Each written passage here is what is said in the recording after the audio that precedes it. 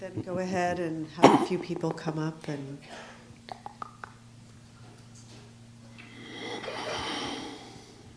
Okay.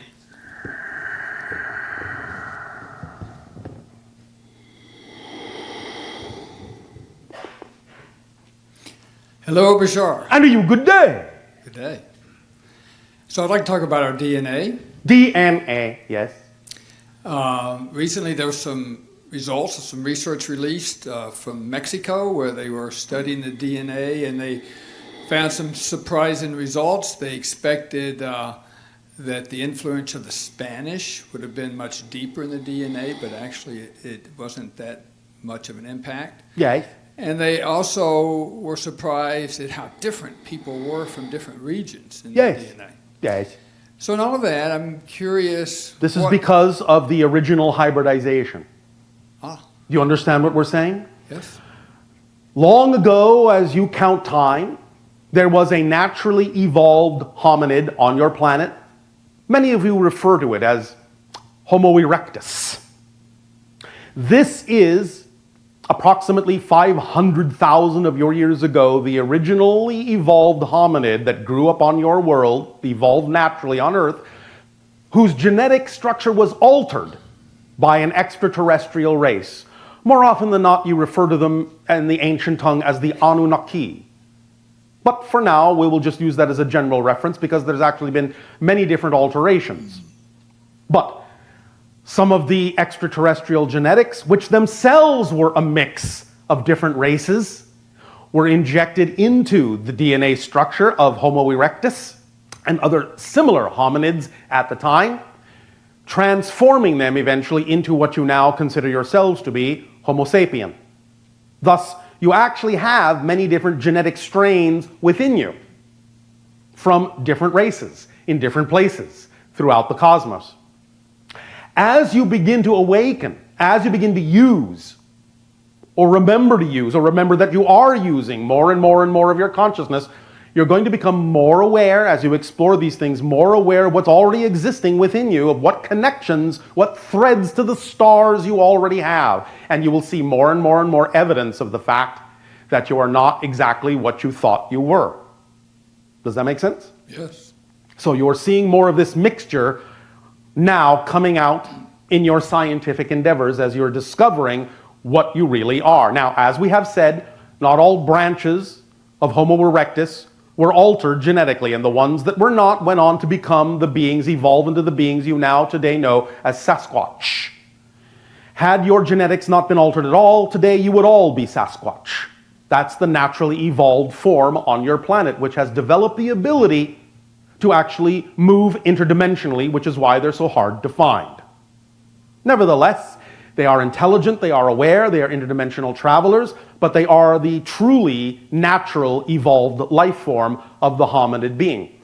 You took a left turn and thus are connected and hybridized in a way that created you to be what you are, that you are now rediscovering yourselves to be. More hybridization will continue until such time in what you would call your future, you will become what we refer to as the sixth hybrid race. There are 5 others already that exist, including our own. Eventually, all 6 will blend together to become the 7th hybrid race in time. Does this help you? Yes, it does. And looking at our own DNA, what can we know that will facilitate our evolutionary awakening? The more you allow yourself to remember who and what you are, the more you express more totality of your being, you will allow yourself to see changes going on in your physiological form and in the physiological DNA rearranging itself to be more representative of the form that will allow you to express these differences in your physical reality. Eventually, as more full hybrids in a sense, you will actually have 3, not 2, strands of physical DNA. Many people have talked about the idea of 12 strands of DNA, but you will never have all 12 in physical reality. Many of them are simply in other dimensional levels, and you will be connected to the energy that they represent, but in physical reality, you will never have more than 3. We have 3. You will have 3. You are building the 3rd now. There is more silicon in your system, And it is helping creating the third strand of the genetic structure in the DNA molecule. And this will allow you to become a more sensitive and more receptive antenna and transmitter to higher frequency energies that will allow you to experience more of what we are talking about when we talk about living your life as if it is a dream. Is this making sense? Yes. Is this answering your question? Yes. Last question. Yes. From our future, what in regards to our DNA can we be aware of to facilitate the future? All you need to do right now is what we have said. Acting on your highest joy to the best of your ability with no insistence on the outcome will allow the excitement to function as a complete kit that will move you forward, propel you forward, advance you, evolve you in exactly the way you need to evolve to allow for the facilitation of all the changes that we're referring to now. All right? Yes, thank you. Does this help? Oh, very much. Thank you, thank you. Thank you. Yes.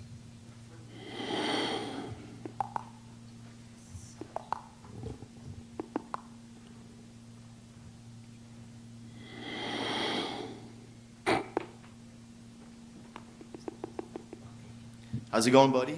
Andrew, you good day. It is going just fine, buddy. Really excited to be here right now. Oh, we are excited for you to be excited. I got a little gift I want to share with everybody here in this room. All right. As well as the civilization of Sani. Everybody get up, please. Stand up, come on. Okay, I'm gonna need everybody to do a steady clap like this.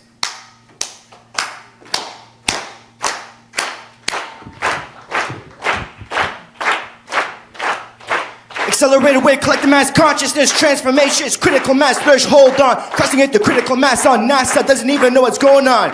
Riding the wave, only the brave will know, nobody knows until you're flown down the rainbow road. How does it get any better than that? It's this and that, not this and that. Woo! Trick, twist, split, shift, toroidal blitz. The trick is in the twist, split, shift, toroidal blitz. Realize, energize, a metaphysical metamorphosis. Singularity, symbiosis. Metamorphose the dose, another day. How strange, the flip side seems to change. Giggle factor, funny and insane is the new sane. Insane is the new sane.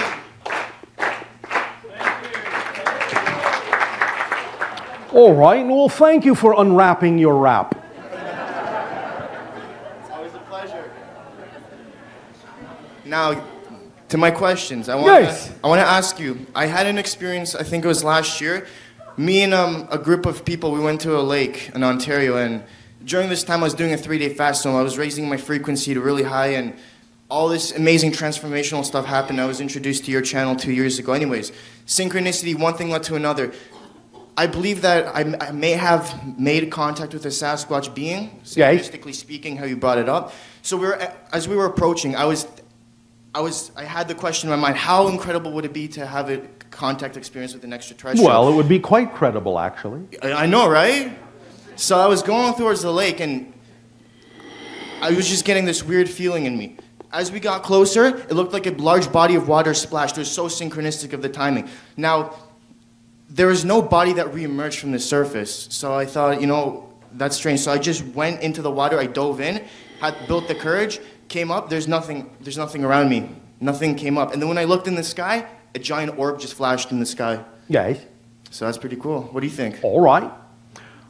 As you allow yourself to stretch your senses that way, expand your consciousness that way, you will begin to allow your senses to extend into other dimensions and see what is all around you and feel what is all around you all the time, but what is usually invisible to you.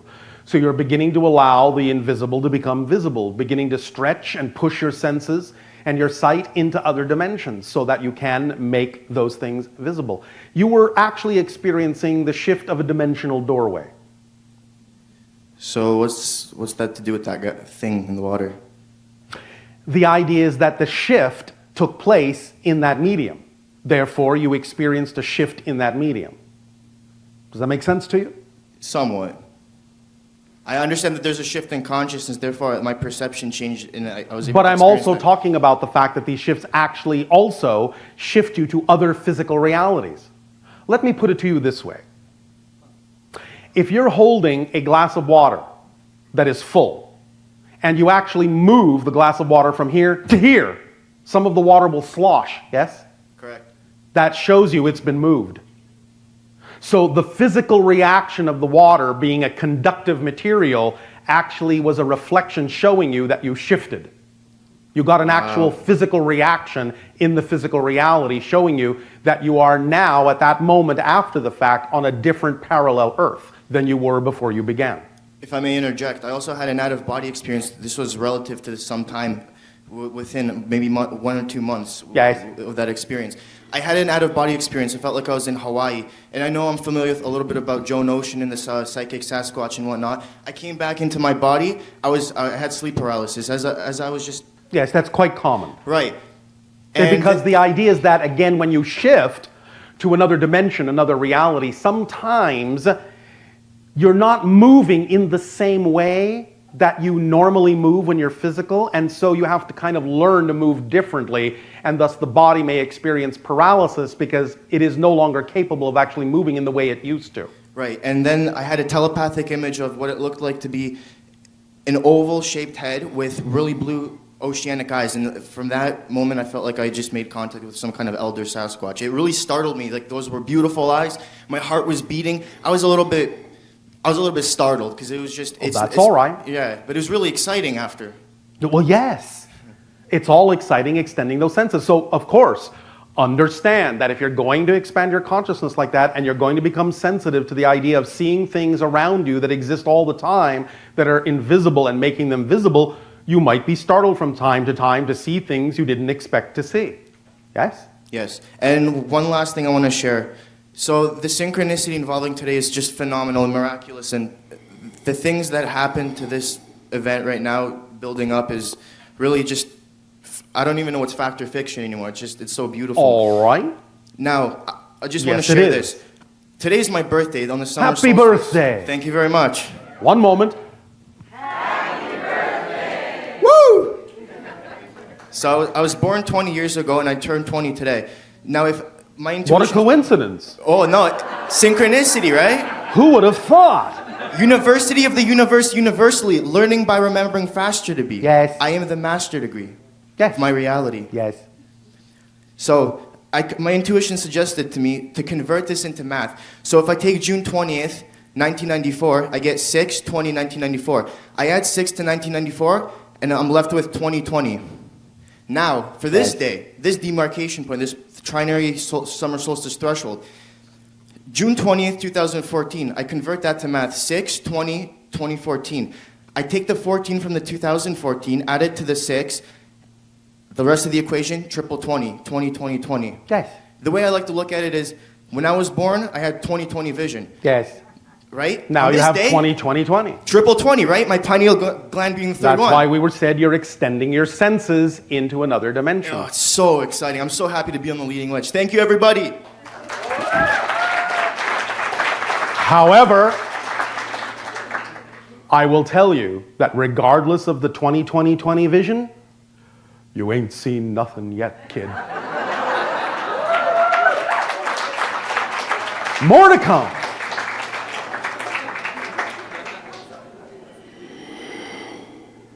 Bashar, it's my great excitement and honor to be co-creating this moment with you. All right, thank you, and good day to you. Good day to you. Speak up and be bold. I don't know if I could follow up that last bit, but... Of course you can, because you have no choice but to follow it. Indeed, indeed. So in kind of along the same veins, and also you talked about lucid dreaming. Yes. I had a question. So you've mentioned also before about how if we do have contact experiences, we can bury it in our memory. Yes. With what you talked about with lucid dreaming and stuff, becoming more practiced in that lucid dreaming state and achieving that, can you go from that lucid dream to actually experience past dream memories, or to maybe access specifically those contact memories? Yes, you can. How clever of you. And also along that same vein, there's been a lot of amazing synchronicity these past 2 years. I saw a very... Synchronicity is the symptom of the expansion of consciousness, because when you expand your consciousness, you understand that everything is just a different expression of the same one thing. Synchronicity is your physical timeline's way of showing you that everything is the same thing, but it's the best it can do. It's been very beautiful to watch it unfold. So I did see a very blatant... One moment. Very beautiful watching what? The events and the synchronicity unfold. What? Observing experience. What? You said it's been very beautiful watching it unfold. It's been very beautiful watching the events and synchronicities unfold. What you're actually saying is it's been very beautiful watching yourself unfold. Because you are all those things. Remember, there is no physical reality out there. It's all in your consciousness. So the beauty and the unfoldment you are experiencing is you becoming more aware of more of who you are.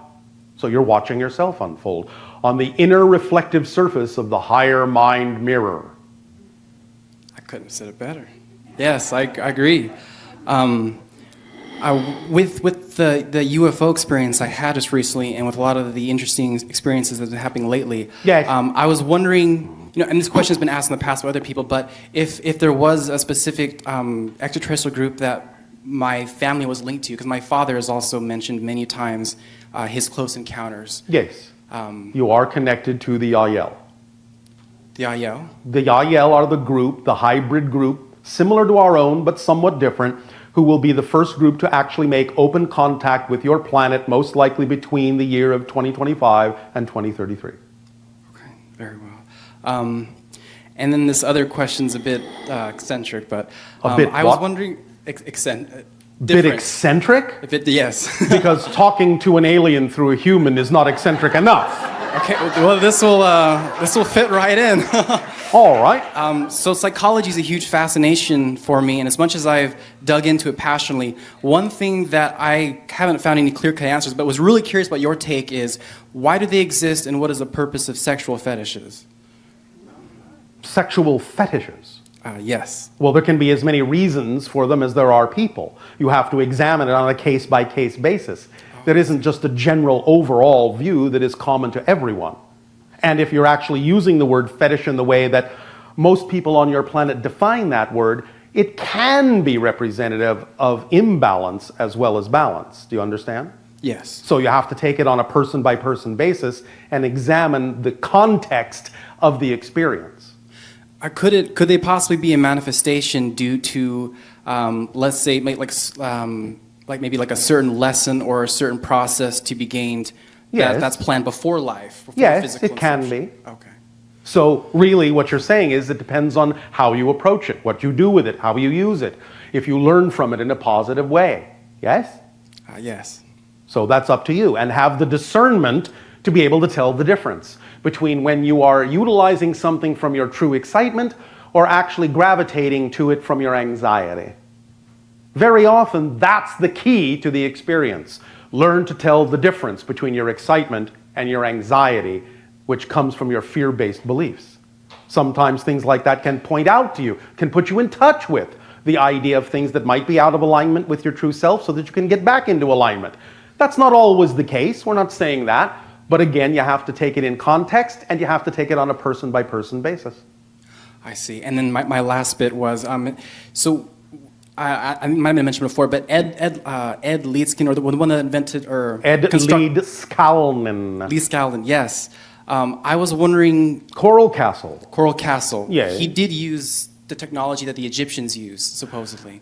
The early Egyptians, yes, not the later ones, but the early ones. He had two conical devices that, when vibrated at a certain frequency, caused vibrations to cross and harmonize, and in the harmonization zone, in the harmonic zone that those two cones facing toward each other at a certain distance would produce, there was created a vibrational zone of gravitational neutrality.